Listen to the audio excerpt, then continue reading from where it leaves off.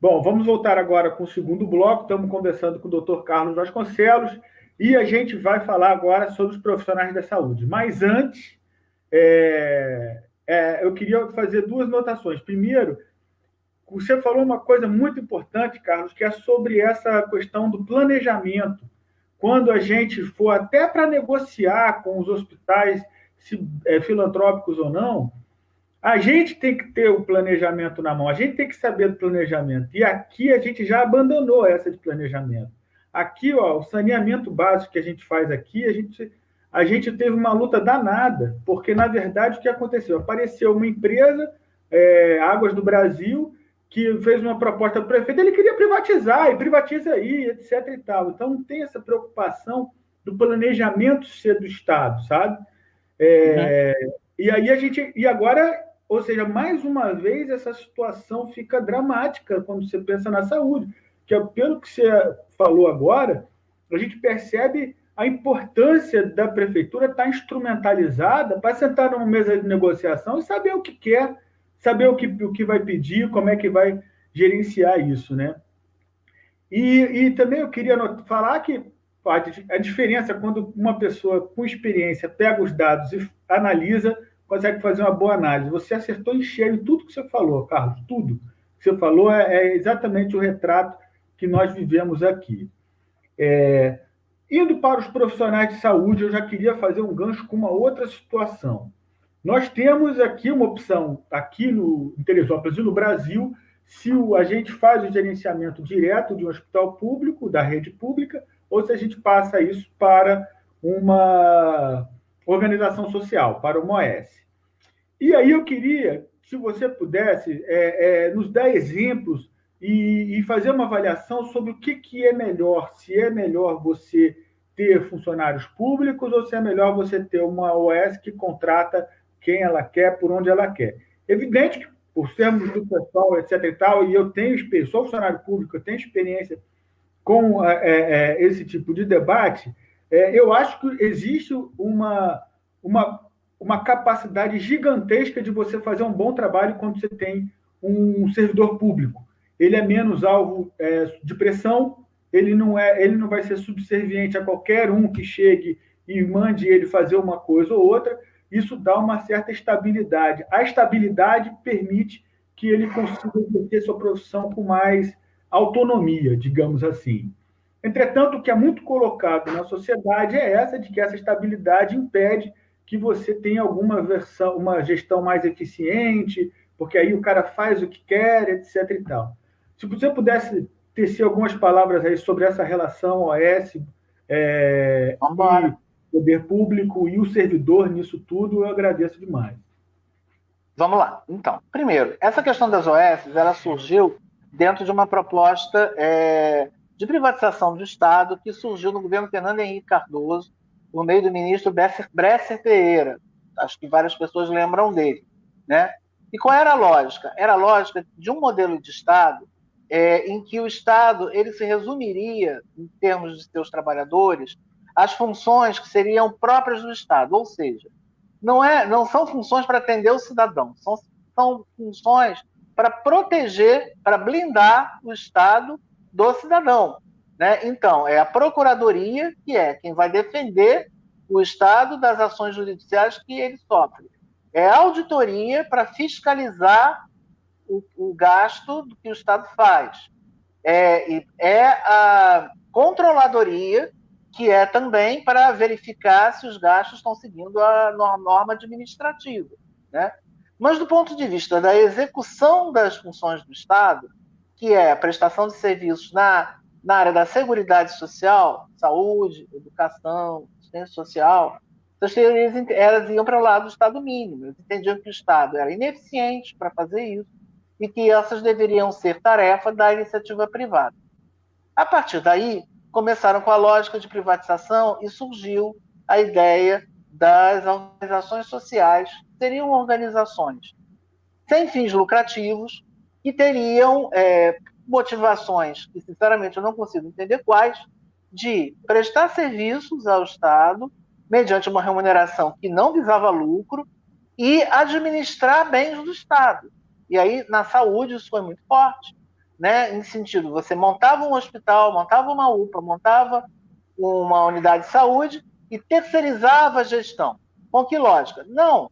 A OS, ela pode contratar sem licitação, ela pode ter um trabalhador que ela quiser, ela é mais ágil administrativamente. E isso foi entrando aqui no estado do Rio, principalmente na gestão Sérgio Cabral, Pezão, né? Começou com as UPAs, depois foi para os hospitais. Aqui no Rio de Janeiro, na gestão Eduardo Paes, depois na gestão Crivella, né? Espalhou em todo o estado com esse discurso. Não, eu vou botar uma OS porque a OS é mais ágil. Só na prática, o que ocorre? Primeiro, a OS, ela vai fazer... primeiro que é difícil achar, é que alguém vai acordar um dia e dizer, não, eu vou fazer um trabalho que eu não vou ganhar nada, mas que eu vou ter uma dor de cabeça danada, que eu vou ter milhares de trabalhadores, processo trabalhista, gestão hospitalar, e eu não vou ter lucro nenhum. Segunda questão é, quem contrata a OS, né, ela vai pagar uma taxa administrativa por esse trabalho.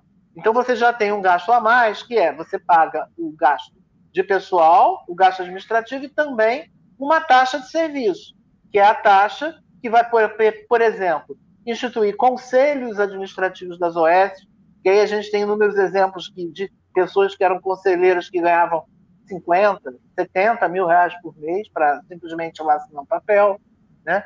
A gente tinha situações, a licitação das OS, normalmente é emergencial, você não tem uma ampla licitação sobre isso, e pior, é o próprio Estado que deve fiscalizar a OS que ele contrata. Mas as relações de poder entre a prefeitura e a OS que ela contrata ficam muito pouco claras na medida em que essa contratação, em geral, é por emergência. O cidadão que está lá recebendo o serviço, ele acaba sem saber a quem ele cobra, porque quando ele vai na prefeitura, não, a UPA está sem médico. A prefeitura faz, não, mas isso é problema da OS. Você vai na OS, não, a prefeitura não me pagou o dinheiro, porque ela disse que ela não autorizou a prestação de contas. E aí o cidadão perde um princípio, que é um princípio do SUS, que é o princípio do controle social, né? E o recurso vai escorrendo, e aí tem inúmeros escândalos, que inclusive hoje estão levando ao processo de impeachment do governador, por conta do contrato que ele fez para os hospitais de campanha da Covid, né? Mas tem dezenas de exemplos, né? Então, o que a gente vê na prática é que a gestão da OS, a título de agilidade, ela acaba sendo uma porta aberta para a corrupção. Não que todo mundo que contrate a OS seja corrupto, e nem todo mundo que é gestor do OS seja corrupto. Mas o fato é que os processos administrativos instituídos tornam extremamente fácil que isso ocorra. Porque você contrata uma OS, essa OS terceiriza um outro serviço, ela contrata uma outra empresa, e essa empresa contrata uma quarta empresa, e aí o dinheiro público vai e você não sabe onde que ele foi parar. Entendeu? Qual é o problema de você ter a gestão direta? Primeiro, você falou, o servidor público não trabalha. A gente tem inúmeras experiências no país em que nós temos unidades públicas que são referência, inclusive internacional, né, de unidades na saúde mesmo. Né?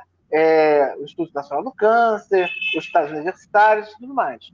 Agora, para você fazer gestão pública, você tem que ter mecanismos de gestão efetivamente que garantam avaliação, inclusive de desempenho, que garantam o controle social, a participação. Então, essa questão da estabilidade do servidor público, ela acaba ficando solta na medida em que o gestor ele não usa os princípios de administração pública, né, de transparência, de ter processos ágeis na instituição para efetivamente avaliar o servidor, que os concursos de fato sejam transparentes, que haja um estatuto definindo muito bem as atribuições, os direitos e os deveres, que os cargos eles sejam relacionados efetivamente à função que a pessoa exerce, né? Então, o que eu sugiro é que, na medida em que a gente vai assumir uma gestão enquanto partido, e a gente entende que é papel do Estado prover a saúde, educação e tudo mais, a gente deve refletir que esse Estado ele deve ter organização e eficiência administrativa. Segundo, que o trabalhador da OS, normalmente, ele ganha mais do que o trabalhador que é servidor. Por quê? Porque o servidor ele tem uma perspectiva de carreira. Quando a gente faz um concurso, às vezes o salário é menor, mas a gente opta pelo concurso.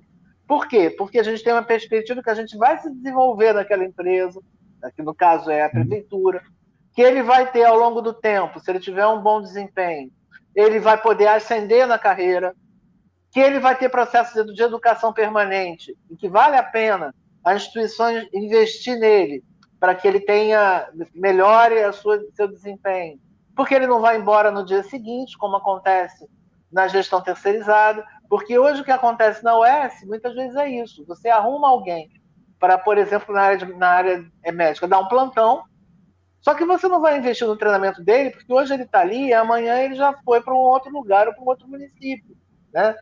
E isso também faz a diferença para quem é contratado. Eu sou médico.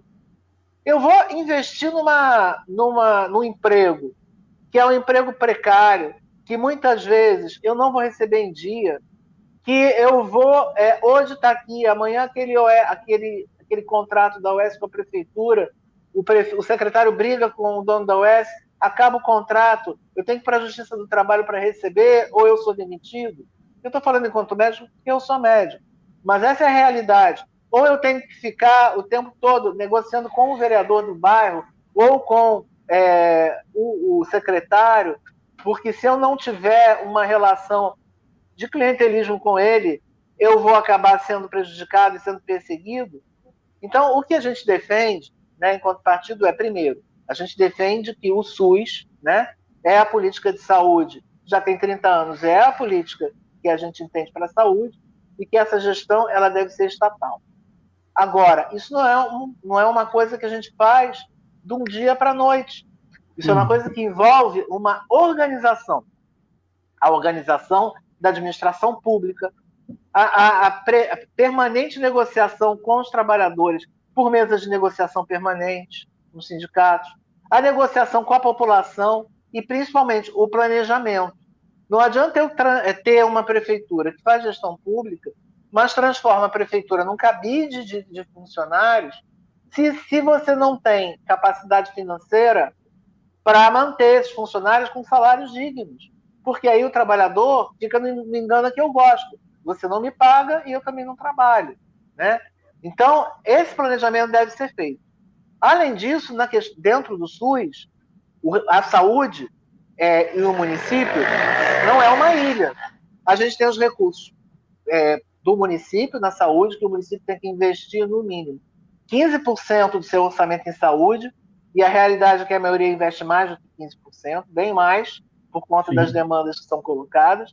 O Estado ele deve investir no mínimo 12%, e o governo federal ele também tem as suas obrigações constitucionais. O que acontece? Como é que esse dinheiro chega na cidade? Por 3 motivos. Primeiro, pela população. Então, é fixo. Teresópolis tem 185 mil habitantes, uma parte do financiamento vem para isso. O segundo é pela complexidade dos serviços.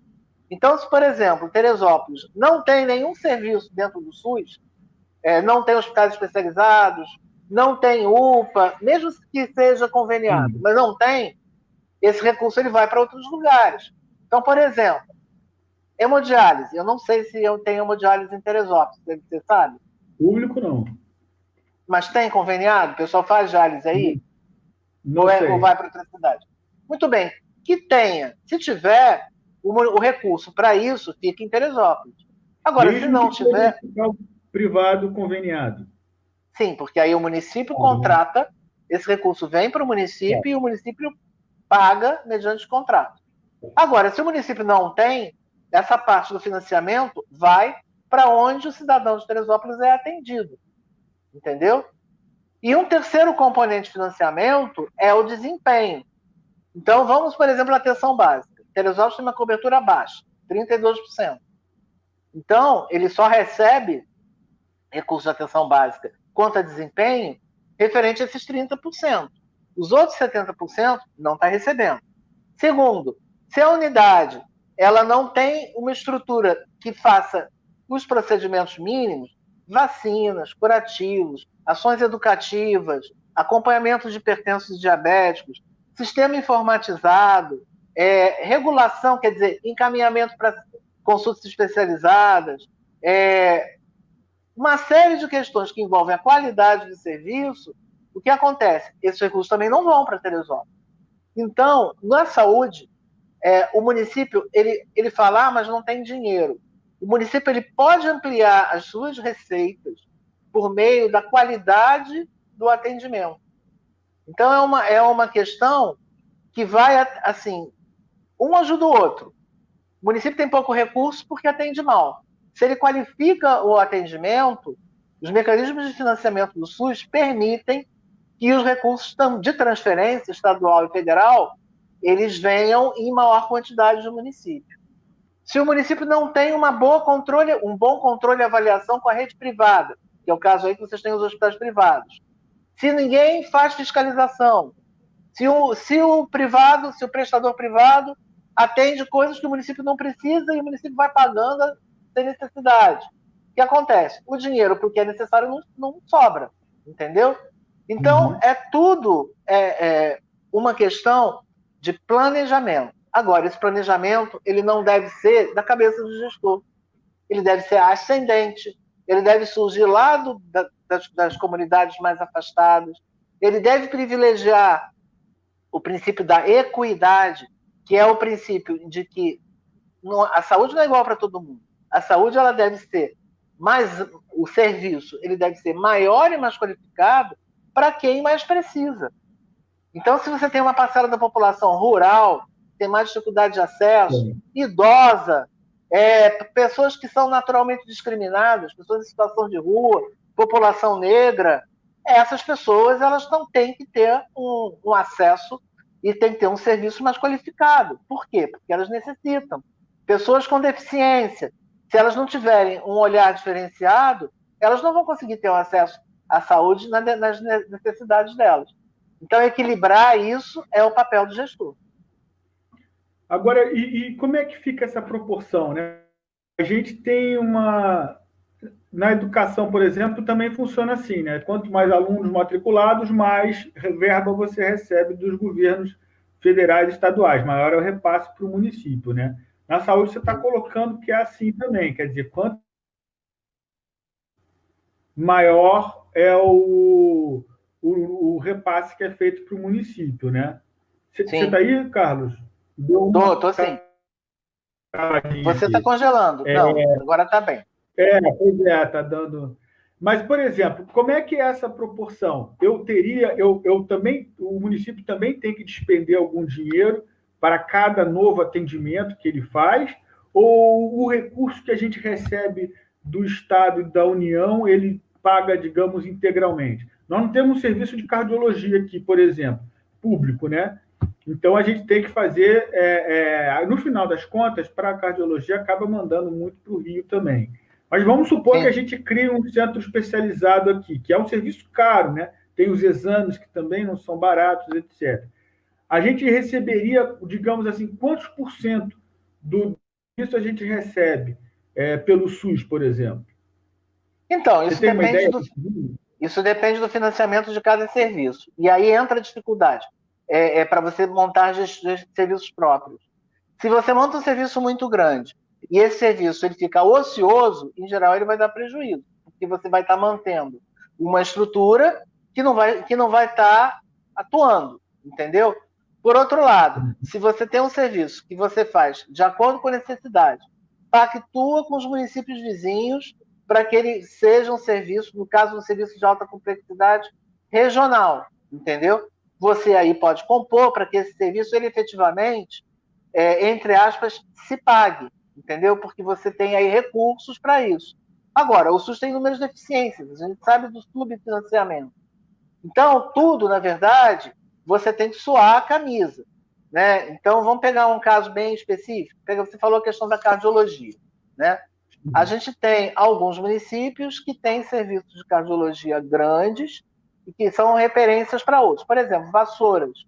Vassouras é referência para muitos municípios em cardiologia, inclusive para a região de São Gonçalo, Niterói, que não tem serviço, e vai gente para lá ser atendido pelo SUS. Tá? Agora, houve interesse privado lá também de ter esse serviço. Ele atende ao SUS, mas ele também atende ao setor privado. Como hoje é o financiamento da saúde, muitas vezes você tem que casar o interesse público com o interesse privado para você viabilizar um serviço de alta complexidade. Por quê? Porque o serviço público, às vezes, sozinho, ele não sustenta um serviço, principalmente no interior. Tá? Outra situação, equipamentos. Tá? Vamos pegar, por exemplo, a emergência. Você ter, hoje, por conta da Covid, é muito importante você ter serviço de tomografia. Mas para você montar um serviço de tomografia na emergência, é importante que você saiba, primeiro, se você tem profissionais na cidade que façam a operação desse serviço. E se não tem, ou treinar ou contratar. E aí isso envolve o custo também. Então, na verdade, o que eu quero deixar de mensagem quanto a isso é o seguinte: é importante, primeiro, você ter os serviços básicos com ampla cobertura, porque eles resolvem 90% dos casos. Os serviços especializados, de maior custo, eles envolvem uma articulação que ultrapassam a cidade, que normalmente vão para a região e que também envolvem a pactuação com a iniciativa privada. Por quê? Porque muitas vezes, principalmente no interior, sem o campo privado, você não consegue viabilizar um serviço, tanto para o lado público quanto para o lado privado. Vamos, por exemplo, pegar a Unimed, só como exemplo de plano de saúde. Tá? Agora, os planos de saúde estão investindo em unidades próprias. Muitas vezes a Unimed ela não tem interesse em ter um serviço de oncologia, porque o número de pessoas com câncer que tem plano de saúde na Unimed na cidade é pequeno. Tá? E ela prefere mandar essas pessoas se tratarem em Petrópolis. Mas, eventualmente, se for um serviço que for planejado para atenda a demanda da Unimed e atenda a demanda pública, é possível que esse serviço tenha viabilidade. Entendeu? Então, o que eu quero dizer normalmente na saúde, a gente fica com uma demanda grande de ter o especializado, porque é o que a população muitas vezes sofre mais ao ter. Mas é importante a gente olhar os dois lados. A gente olhar se a gente tem uma atenção universal, que a gente consegue atender a todos, e aí o que é mais especializado, a gente não dá passos maiores que as nossas pernas. E tentar articular ao máximo essas pernas com os outros entes federativos, com o Estado, com a União e tudo mais. Porque isso envolve planejamento regional. Né? Tem áreas da saúde que algumas regiões têm muita falta de serviço. Né? E aí, por exemplo, é uma área que se requer investimento. Você consegue, inclusive, recurso federal, recurso estadual para investir. Já em outras, não. Você tem excesso de oferta. E aí não tem interesse para abrir. Né? Aí, por exemplo, hoje você tem no estado do Rio de Janeiro como um todo carência de leitos de terapia intensiva. Você precisa ter mais leitos. As pessoas precisam de UTI e muitas vezes, para conseguir o leito, tem que entrar na justiça pelo SUS, porque não tem e fica tudo estrangulado. Agora com a Covid só piorou. Né? Então, é importante que os municípios passem a ter serviço de UTI para as suas populações. No caso de Teresópolis, precisa ter mais leitos de UTI. Né? Os municípios foram enrolados com essas histórias de hospitais de campanha, que todo mundo viu que foi uma furada e que viu que era para desviar dinheiro. Mas como o município pode viabilizar uma UTI? Ele pode viabilizar uma UTI só com recursos próprios? Até pode, mas é melhor ele fazer isso de forma regional, onde, olha, a UTI de Teresópolis ela vai ser dimensionada para atender os municípios vizinhos também, os municípios vão repassar uma parte do recurso para isso. A gente vai fazer um concurso, que ao invés de fazer um concurso só de Teresópolis, fazer um concurso regional para um consórcio, por exemplo, é uma forma de você atuar na saúde, você faz um consórcio intermunicipal, ou você pactua de ter, que, por exemplo, Teresópolis não tem, de ter uma unidade de referência estadual, né, que é uma carência grande na região serrana. A região serrana é uma região que não tem unidades estaduais e federais na saúde, o que, inclusive, gera dificuldades aqui no estado do Rio. a gente tem uma concentração muito grande de unidades federais e estaduais na cidade, por conta da herança de ter sido capital, né? Você vai para o interior, você praticamente não tem. A região serrana, por exemplo, não tem um hospital regional que poderia ter estadual, né? Que pudesse atender a todas as regiões. Seria uma forma do Estado, que também tem que gastar em saúde, dar o retorno à região. Mas, por exemplo, se não tem, o financiamento que é feito pelo Estado aos municípios da região, ele deve ter um olhar diferenciado e aí cabe aos prefeitos cobrarem, entendeu? E aos secretários cobrarem, porque acaba que o Estado investe mais onde ele tem interesse político ou ele tem unidades dele próprias. E não pode ser assim. A gente tem que procurar estabelecer uma justiça que seja a justiça do interesse da população e não o interesse político de quem libera recursos. Perfeito. Doutor Carlos, então vamos terminar aqui o segundo bloco e a gente volta daqui a pouquinho falando sobre o que fazer, né? Que eu acho que é a grande pergunta de como que a gente já teve vários indicativos aqui, mas vamos aprofundar muito mais nisso, tá? Tá bom. Daqui a pouco. Beleza.